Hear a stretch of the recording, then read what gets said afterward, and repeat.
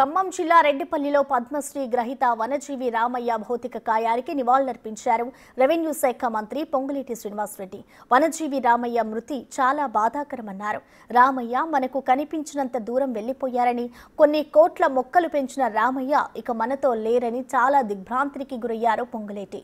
జీవితంలో ఆర్థికంగా ఎన్నో ఒడిదుడుకులను ఎదుర్కొన్న వనజీవిని ఎప్పుడూ తన ఆశయాల్ని మరవలేదన్నారు. అంతేకాకుండా వనజీవి కుటుంబ సభ్యులను పొంగులేటి తో పాటు ఎంపీ రామ సహాయం రఘురాం రెడ్డి పరామర్శించారు.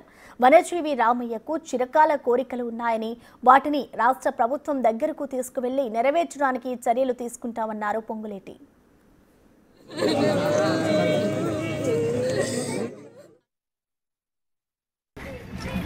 పద్మశ్రీ గ్రహీత శ్రీ రామయ్య గారు, వనజీవి రామయ్య గారు మన మధ్య నుంచి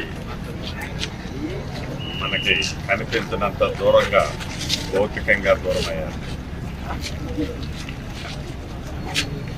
రాష్ట్ర ప్రభుత్వ పక్షాన, ముఖ్యమంత్రి రేవంత్ రెడ్డి గారి పక్షాన, స్థానిక శాసనసభ్యుడిగా నా పక్షాన వారి ఆత్మ శాంతించాలని, వారి కుటుంబానికి ప్రగాఢ సానుభూతిని తెలియజేస్తున్నాం. ముఖ్యంగా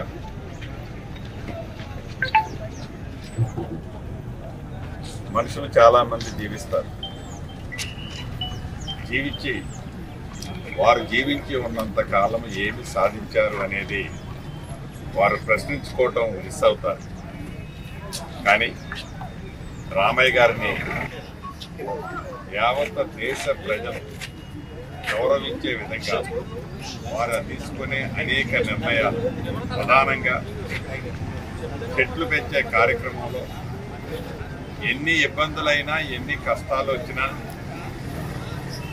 ఆర్థికంగా అనేక ఒడదొడుగులున్నా వాటన్నిటినీ అధిగమించి 1 కోటి మొక్కల పైగా ప్రత్యక్షంగా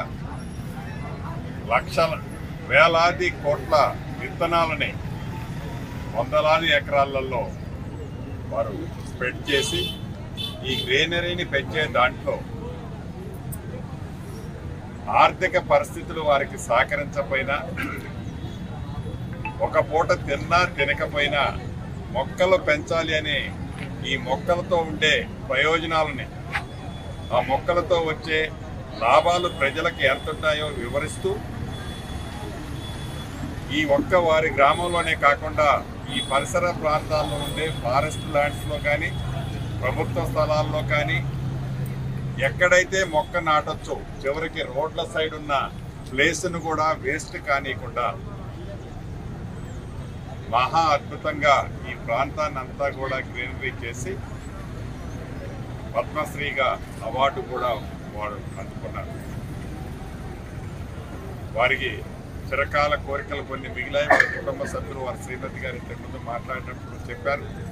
తప్పకుండా రాష్ట్ర ప్రభుత్వ పక్షాన గౌరవ ముఖ్యమంత్రి గారితో మాట్లాడి వాటన్నిటినీ సాధ్యాసాధ్యాలు పరిశీలించి వాటన్నిటినీ తప్పకుండా నెరవేర్చడానికి ప్రభుత్వ పక్షాన అన్ని చర్యలు తీసుకుంటామని, అదే రకంగా మరొక్కసారి వారి కుటుంబ సభ్యులందరికీ ప్రగాఢ సానుభూతిని తెలుపుతూ వారి ఆత్మ శాంతించాలని కోరుకుంటున్నాను.